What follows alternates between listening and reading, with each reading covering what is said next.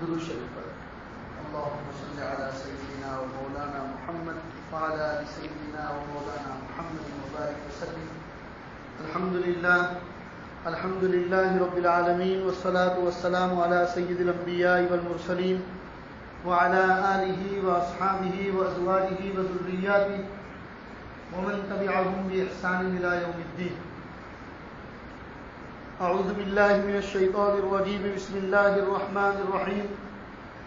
ومن آياته أن خلق لكم من أنفسكم أزواجا لتسكنوا إليها وجعل بينكم مودة ورحمة إن في ذلك لآيات لقوم يتفكرون.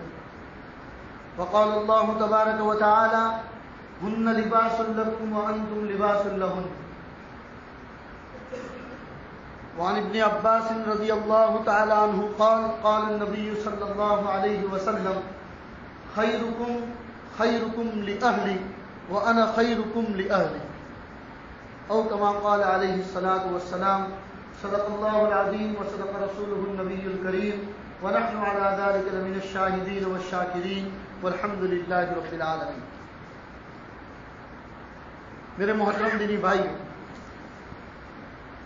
اللہ تبارک و تعالیٰ کا شکر ہے کہ اس نے ہمیں ایک ایمان والے گھر میں پیدا کیا. ایمان اور اسلام جیسے عظیم دولت ہم سب کو نصیب فرمائی. پھر اللہ نے ایمان اور اسلام کے بہت سارے درجے بنائے ہیں. ایمان میں اور اسلام میں سب سے پہلی چیز جو ہوتی ہے وہ توحید. توحید لا الہ الا اللہ محمد الرسول اللہ، کہ اللہ کے علاوہ کوئی معبود نہیں. معبود اگر ہیں تو اللہ ہیں، اللہ کے علاوہ کوئی نہیں. محمد الرسول اللہ، محمد ہی ہمارے آخری نبی اور آخری پیغمبر ہیں. آپ کے بعد نبی رسول کا سلسلہ ختم. اب دنیا کا کوئی بھی کتنا بڑا آدمی یہ دعویٰ کرے کہ میں نبی اور رسول ہوں تو وہ جھوٹا ہے. یہ سب سے پہلے ایمان، اسی کو مضبوط کرنا ہے. اس کے بعد میرے بھائیوں، ایمانیات کے بعد عملیات آتا ہے. اللہ نے عمل ہم کو عطا فرمایا. نماز پڑھو، روزے رکھو. صاحب نصاب اللہ نے بنایا ہے تو زکوٰۃ ادا کرو. اللہ نے اگر تمہیں مال دیا ہے تو حج فرض ہے، حج ادا کرو. یہ تمام عملیات آتے ہیں. عملیات کے بعد معاملات آتے ہیں.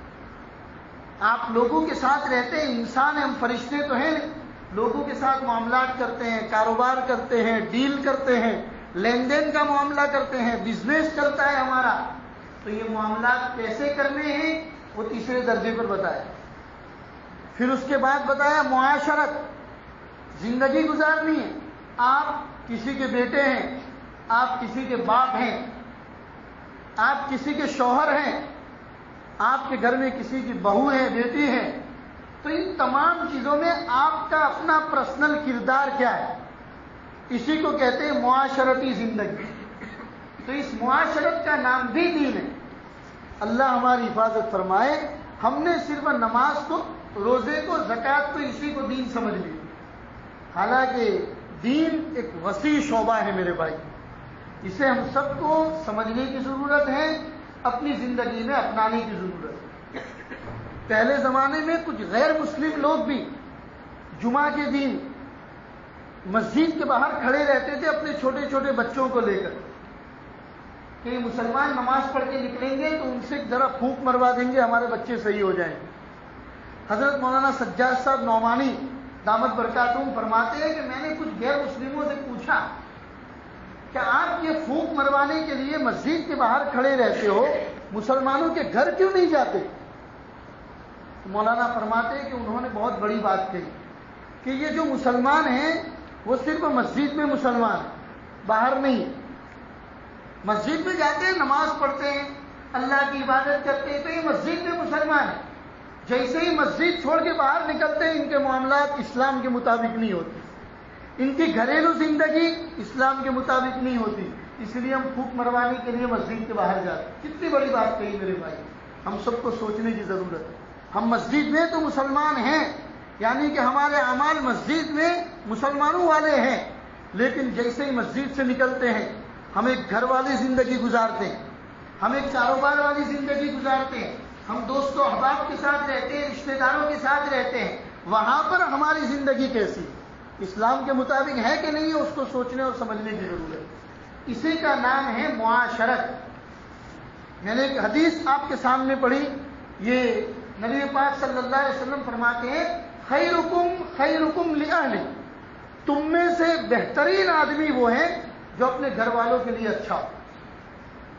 حدیث پر غور کیجیے میرے بھائیو، اللہ کے رسول صلی اللہ علیہ وسلم فرماتے ہیں خیرکم خیرکم لأہلہ، تم میں سے سب سے بھلا مانوس، سب سے اچھا انسان وہ ہے جو اپنے گھر والوں کے لیے اچھا ہو۔ پھر آگے اللہ کے رسول فرماتے ہیں سنو، تم میں سے سب سے زیادہ میں اپنے گھر والوں کے لیے اچھا ہوں۔ اللہ کے رسول فرماتے ہیں تم میں سے سب سے زیادہ میں اپنے گھر والوں کے لیے اچھا ہوں۔ اس لیے انسان دنیا والوں کے سامنے کتنا ہی اچھا ہو، اپنے گھر والوں کے ساتھ، اپنی بیوی بچوں کے ساتھ اگر وہ اچھا نہیں ہے تو اللہ کے رسول کی اس حدیث کے مطابق وہ آدمی اچھا نہیں ہے۔ اللہ تبارک و تعالی ہم سب کو اپنے گھر والوں کے لیے اچھا بننے کی توفیق عطا فرمائے۔ بہرحال میں نے قرآن کریم کی 2 آیتیں آپ کے سامنے پڑھی۔ آج نکاح کی مجلس ہے تو اس عنوان سے میں نے سوچا کہ معاشرت کی ایک زندگی، ہمارے گھریلو جو زندگی ہے وہ ہمارے سامنے آنی چاہیے۔ قرآن کریم کی آیت میں نے آپ کے سامنے پڑھی جس میں اللہ تبارک و تعالیٰ فرماتے ہیں وَمِنْ آيَاتِهِ أَنْ خَلَقَ لَكُم مِّنْ أَنفُسِكُمْ أَزْوَاجًا، ہماری نشانیاں، اللہ فرماتے ہیں ہماری نشانیاں۔ تم چاہتے ہو نا کہ اللہ کی نشانیاں کیا ہے، اللہ کی نشانیاں سمجھنا چاہتے ہو تو اللہ فرماتے ہم تمہیں بتاتے ہیں ہماری نشانیوں میں سے ایک یہ ہے کہ ہم نے تمہارے اندر سے تمہارے جوڑے پیدا کیے۔ اللہ تبارک و تعالیٰ نے جب حضرت آدم علیہ السلام کو پیدا کیا تو پیدا کرنے کے بعد اللہ نے حضرت آدم کو جنت میں رکھا تھا۔ اب جنت میں کسی نعمت کی کمی نہیں تھی میرے بھائی، جنت میں تمام نعمت ہے، ہم جنت کا تذکرہ سنتے رہتے ہیں، جنت میں ہر چیز کی نعمت مہیا ہے، لیکن اس کے باوجود سیدنا حضرت آدم علیہ السلام کچھ کمی محسوس کرتے تھے کہ کہیں نہ کہیں کوئی چیز مس ہو رہی، کوئی نہ کوئی کمی محسوس کرتے تھے۔ اللہ تبارک و تعالیٰ نے اس چیز کو سمجھ لیا اور حضرت آدم علیہ السلام آرام فرما تھے، ان کے آرام کے وقت ہی ان کی پسلی میں سے ماں حوا کو پیدا کیا۔ جب حضرت آدم علیہ السلام کی آنکھ کھلی اور اپنے جیسا ایک انسان سامنے دیکھا تو فوراً ان کی طرف گئے لپکے۔ اللہ نے فرمایا خبردار ابھی رک جاؤ، ہم تمہارا نکاح پڑھائیں گے، ماں حوا کے ساتھ تمہارا نکاح ہوگا تب جا کے تم ان سے ملاقات کر سکتے ہو۔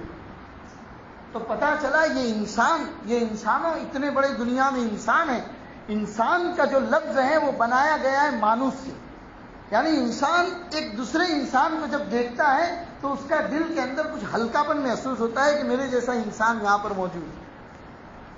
اسی انسان کو زندگی گزارنے کے لیے اللہ نے معاشرتی زندگی عطا فرمائی، اور اسی کو قرآن کریم میں اللہ نے فرمایا وَمِنْ آيَاتِهِ أَنْ خَلَقَ لَكُم مِّنْ أَنفُسِكُمْ أَزْوَاجًا، ہماری نشانیاں یہ ہیں کہ ہم نے تمہارے اندر سے تمہارے جوڑے پیدا کیے۔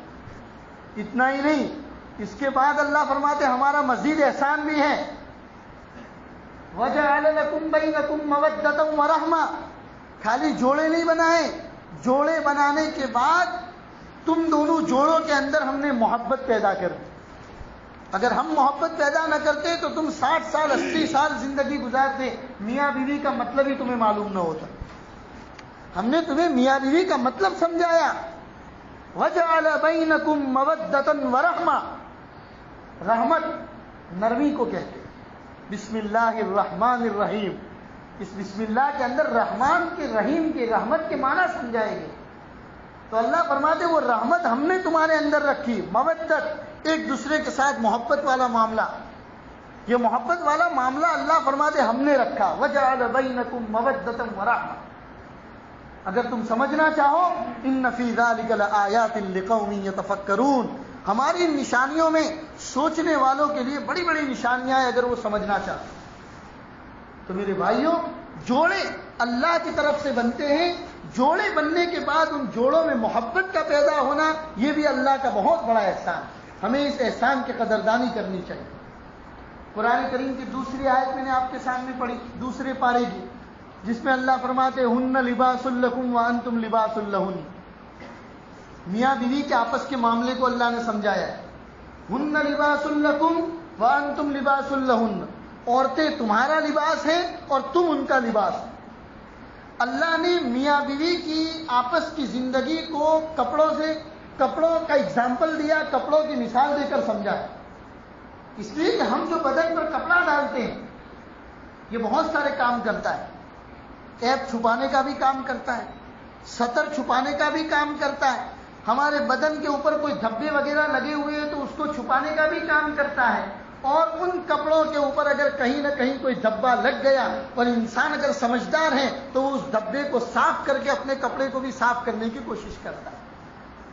تو اللہ نے فرمایا تمہاری عورتیں تمہارا لباس ہیں اور تم تمہاری عورتوں کے لیے لباس ہو. یعنی کہ لباس جیسے ایک دوسروں کے عیوب کو چھپانے کا کام کرتا ہے، تم بھی میاں بیوی کی جو زندگی ہے آپس کی، تم بھی ایک دوسروں کے عیوب کو چھپانے کا کام کرو. غلطی کس سے نہیں ہوتی، بھول کس سے نہیں ہوتی؟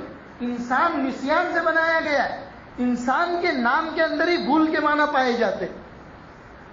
اور اللہ نے فرمایا کل بنی آدم خطاؤن وخیر الخطائین التوابون المستغفرون. اللہ نے فرمایا ہر بنی آدم گنہگار ہے. کوئی آدمی یہ دعویٰ نہیں کر سکتا کہ میں دودھ کا دھلا ہوا ہوں. غلطی انسان ہی سے ہوتی ہے، لیکن عقل مند انسان وہ ہے کہ اس غلطی سے سبق حاصل کرے. اگر سامنے والے سے ہوئی ہے تو معافی کا معاملہ کرے، اس لیے کہ معاف کرنے والے کو اللہ بہت پسند کرتا ہے. تو میاں بیوی کے آپس کی زندگی میں سب سے پہلے جو سبق دیا گیا وہ یہی دیا گیا کہ ایک دوسرے کو لیٹ گو کرو. غلطی ہوتی ہے، کبھی مرد سے ہوتی ہے، کبھی عورت سے ہوتی ہے، کبھی میاں سے ہوتی ہے، کبھی بیوی سے ہوتی ہے. غلطیاں ہر ایک کی طرف سے ہوتی ہیں، لیکن زندگی کی اس گاڑی کو اگر آگے تک آپ چلانا چاہتے ہو تو ضروری ہے ایک دوسروں کی غلطیوں کو نظر انداز کرو. کسی نے سمجھایا کہ میاں بیوی کی زندگی جو ہے وہ سائیکل کے دو پہیوں کی طرح ہے. اگر ایک پہیا پنچر ہو گیا، خراب ہو گیا، دوسرا پہیا صحیح سالی میں، اور وہ دوسرا پہیا پنچر والے پہیے کو یوں کہتا ہے کہ تو پنچر ہوا ہے، میں تو اپنا چلنے کا کام جاری رکھوں گا، تو پنچر ہوا ہے تو پڑا رہے، سائیکل آگے نہیں چلے. سائیکل کو چلانا چاہتے ہو، پنچر پہیے کو بناؤ، درست کرو، دونوں ملا کے اگر چلاؤ گے تو تمہاری سائیکل آگے چلے گی. تو میاں بیوی کی زندگی معاشرت کی بہت بڑی زندگی ہے میرے بھائی. اور معاشرت کو اچھے طریقے سے گزارنے کے لیے جو اللہ تبارک و تعالیٰ اور نبی پاک صلی اللہ علیہ وسلم کی تعلیمات میں جو اصول، جو قوانین بیان کیے گئے ہیں، اس کی ابتدا خاندان سے ہوتی ہے اور خاندان کی ابتدا میاں بیوی سے ہوتی ہے. اگر میاں بیوی کے تعلقات استوار ہیں، ٹھیک ٹھاک ہیں، خاندان درست طریقے سے آگے تک چلے گا.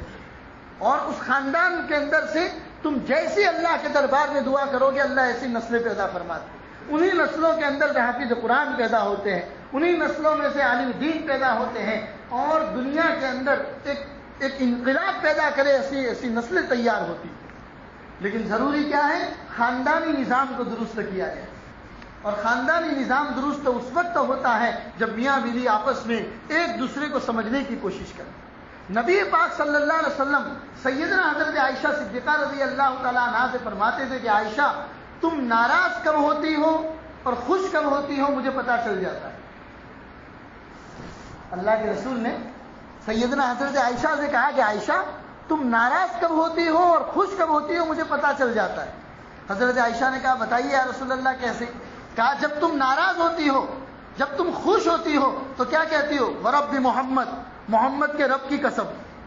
اور جب ناراض ہوتی ہو تو کہتی ہو ابراہیم کے رب کی قسم. اس وقت تم میرا نام نہیں لیتی ہو.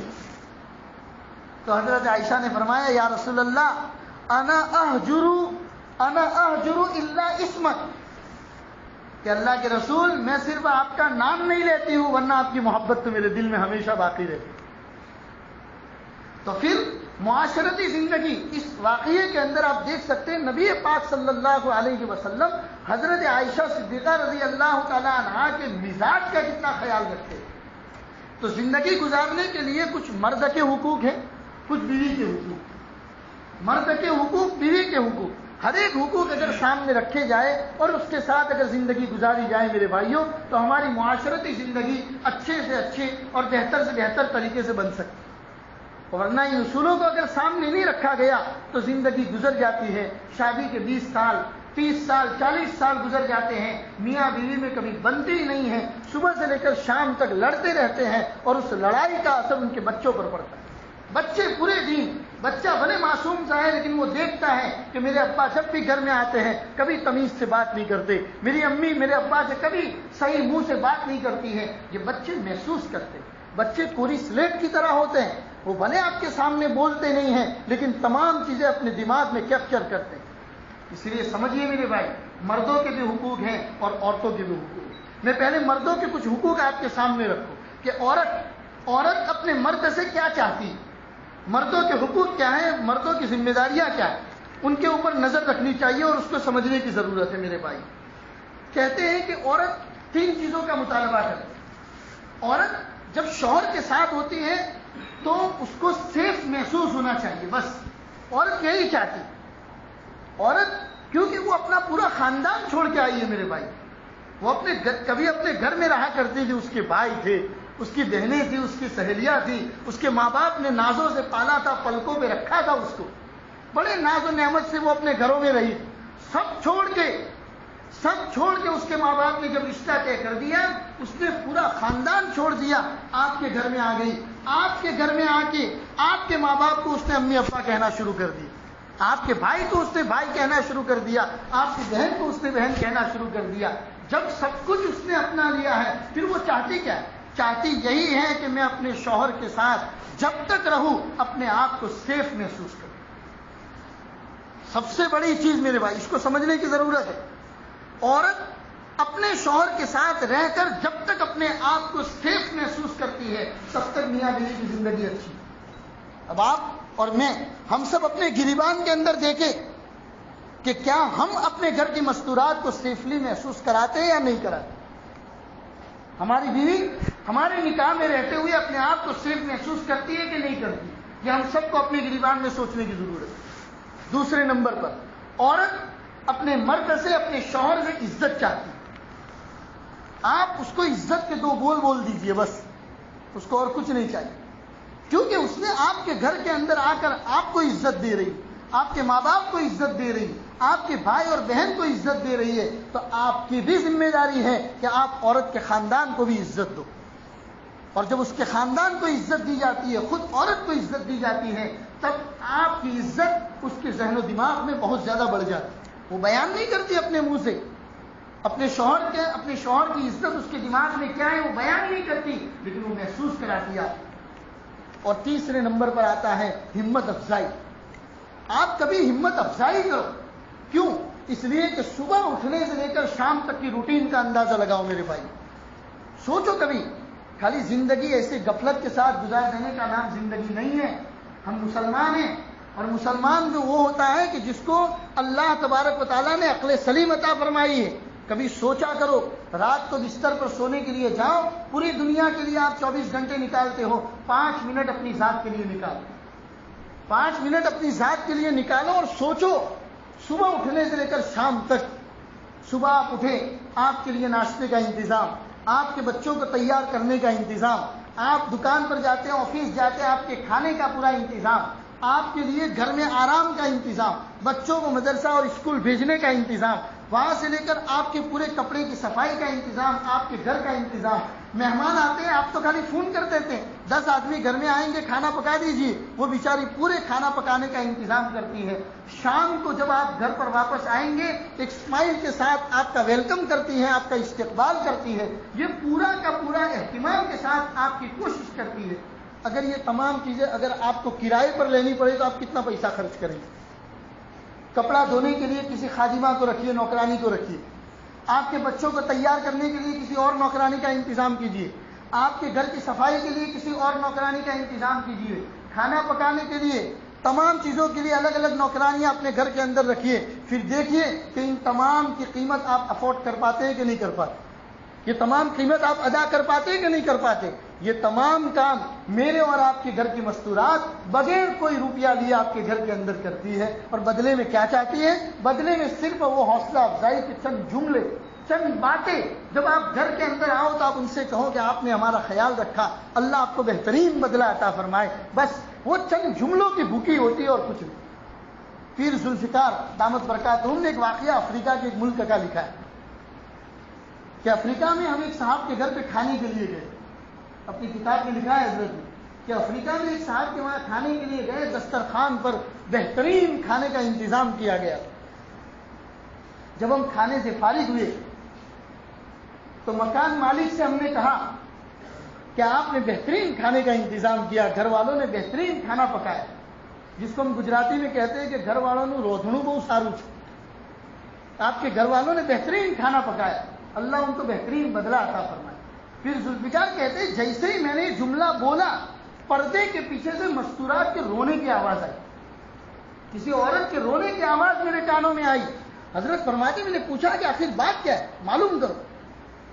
تو پتا چلا اندر سے عورت نے کہا کہ پچھلے 25 سال سے اس طرح کا کھانا پکا کے ہم اپنے شوہر کو کھلاتے ہیں، ان 25 سالوں میں انہوں نے کبھی بھی ہم کو یہ نہیں کہا کہ تم کھانا اچھا پکایا. آج آپ نے یہ کہا تو دل بھرا ہے.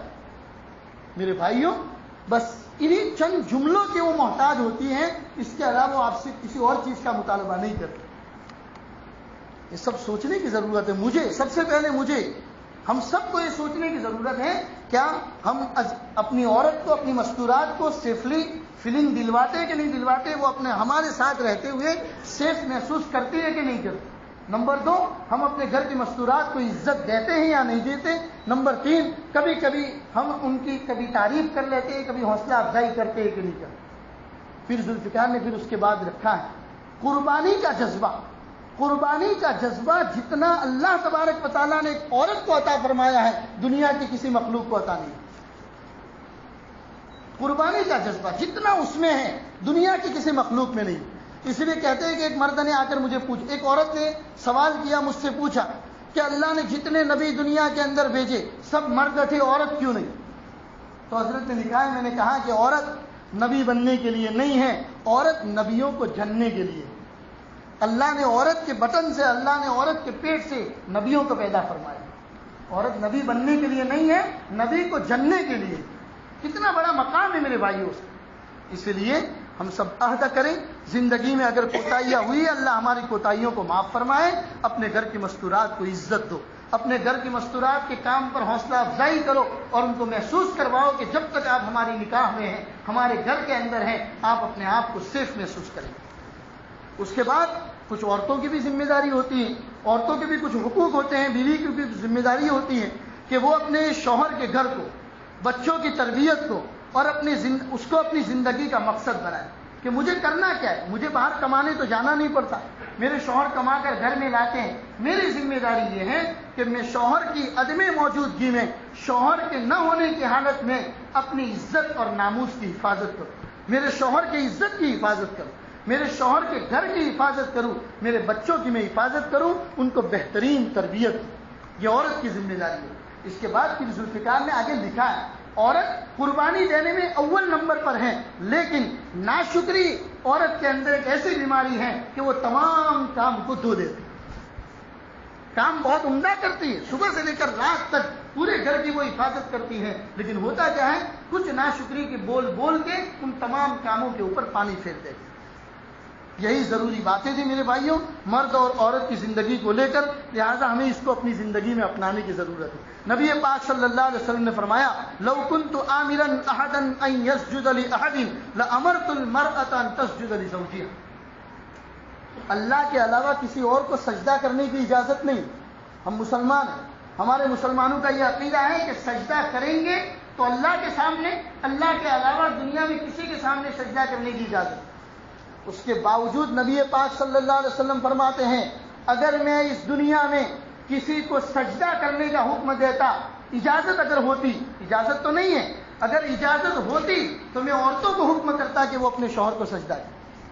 شوہر کا مرتبہ اتنا بڑا ہے کہ عورتوں کو بھی سمجھنے کی ضرورت ہے. وہ پورے دن آپ کے لیے بھاگ دوڑ کرتے ہیں، وہ کاروبار چلاتے ہیں، وہ پورے دن صبح سے نکلتے ہیں، شام کو گھر میں واپس آتے ہیں، تو عورتوں کو بھی شوہر کی ذمہ داریاں اور شوہر کے بچوں کی ذمہ داریوں کو سمجھنے کی ضرورت ہے۔ تو میاں بیوی ایک آپس کی زندگی کا نام ہے، میل ملاپ کا نام ہے، جسمانی خواہش پورا کرنے کا نام نہیں ہے میرے بھائیوں۔ شادی جس کو کسی نے عربی شاعر نے کہا ہے سرور شہری لزوم مہری گمو مدہری اذا ازہری، ایک مہینے کی خوشی، مہر کا لازم ہونا، اور پھر اس کے بعد اذا ازہری کمر کی شکایت، یہی ہوتا ہے، اس کے علاوہ کچھ نہیں ہوتا۔ شادی ہم نے نام دے دیا ہے صرف جسمانی خواہش پوری کرنے کی۔ اللہ اس طرح کی سوچ سے ہم سب کی حفاظت فرمائے۔ یہ غلط تھنکنگ ہے، یہ سوچ ہی غلط، سوچ اس کا نام نہیں ہے۔ شادی ہے دو الگ الگ مزاج کے لوگوں کا ایک پلیٹ فارم کے اوپر آ کر زندگی کو گزارنے کا عہد کرنا۔ ان کا مزاج الگ ہے، آپ کا مزاج الگ ہے، دونوں مزاجوں کو ملا کر ایک پلیٹ فارم کے اوپر گاڑی کو ایک پٹری کے اوپر لا کر پھر زندگی کو چلانا ہے، اسی کا نام شادی۔ کیونکہ اس زندگی کے اندر کبھی دھوپ ہے، کبھی چھاؤں ہے، کبھی خوشی ہے، کبھی غم ہے، کبھی پیسے ہی پیسے ہیں، کبھی روپیے کے بھی محتاج ہے، تمام چیزیں ہیں، کبھی اتار ہے، کبھی چڑھاؤ ہے، تمام چیزیں آئے گی، سب کو بیلنس کر کے زندگی کو گزارنا، اسی کا نام شادی۔ اور مردوں کو بھی کہا گیا کہ وہ عورتوں کے مزاج کو سمجھے۔ نبی پاک صلی اللہ علیہ وسلم کی ہستی کتنی بڑی تھی میرے بھائی۔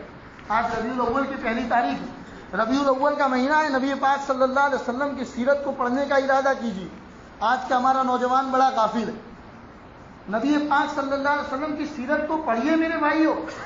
ہم جانتے تو ہیں کہ محمد ہمارے نبی ہیں، لیکن کب پیدا ہوئے، دنیا میں کتنے رہے، مکی زمانہ کتنا تھا، مدنی زمانہ کتنا تھا، اور دنیا کے اندر آپ نے بزنس کیا تو کیسے کیا، بیویوں کے ساتھ زندگی گزاری تو کیسے گزاری، اور دیگر ملکوں کے ڈیلیگیشن جو آتے تھے ان کے ساتھ آپ نے جو مل ملاپ کیا، بات کی تو کیسے کی، یہ تمام اللہ کے رسول کی سیرت کو پڑھیے۔ ربیع الاول کی پہلی تاریخ ہے، اس مہینے میں ارادہ کیجیے پکا، ہم میں سے ہر آدمی ارادہ کرے کہ ہم نبی پاک صلی اللہ علیہ وسلم کی سیرت کو پڑھیں گے۔ اللہ کے رسول کتنی بڑی ہستی، فرمایا اگر اللہ کو محمد کو پیدا کرنا نہ ہوتا تو اللہ یہ دنیا ہی نہ بناتا، یہ دنیا کی کوئی ضرورت ہی نہیں تھی، اتنی بڑی ہستی۔ لیکن اپنے گھر کی ازواج مطہرات کے ساتھ اللہ کے رسول صلی اللہ علیہ وسلم کا سلوک کیا ہے۔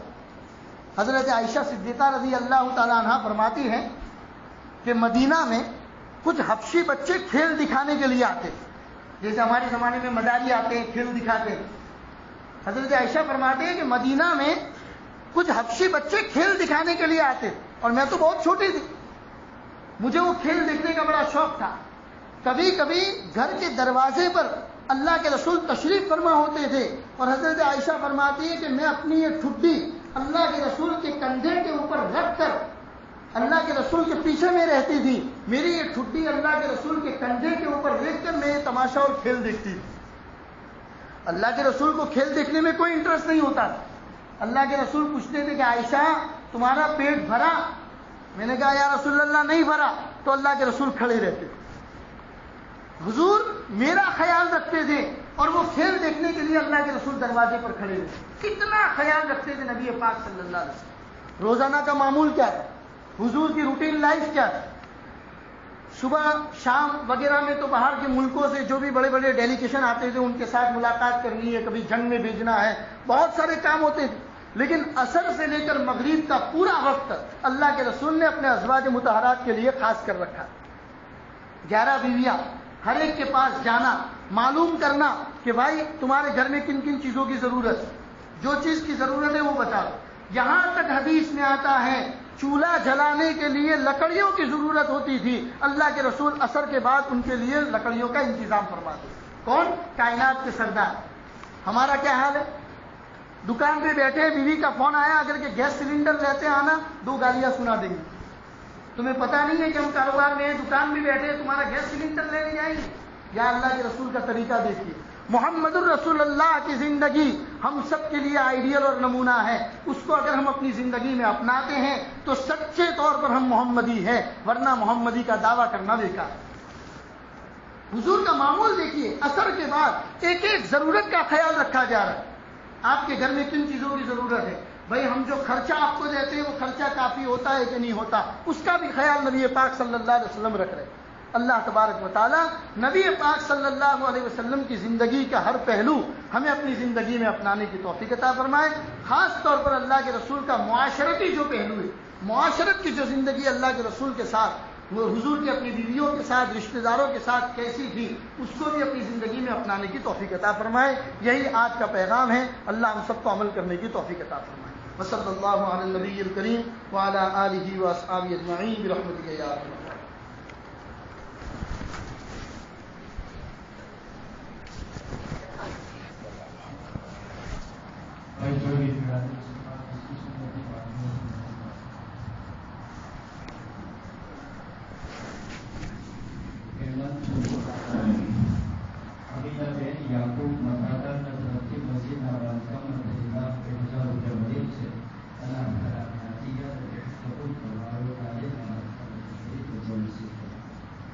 اس کے علاوہ کچھ ہمارے اخبار اور کچھ آئے ہوئے ہیں مختلف علاقوں سے اور مختلف اسٹیٹ سے، بہار سے، راجستھان سے،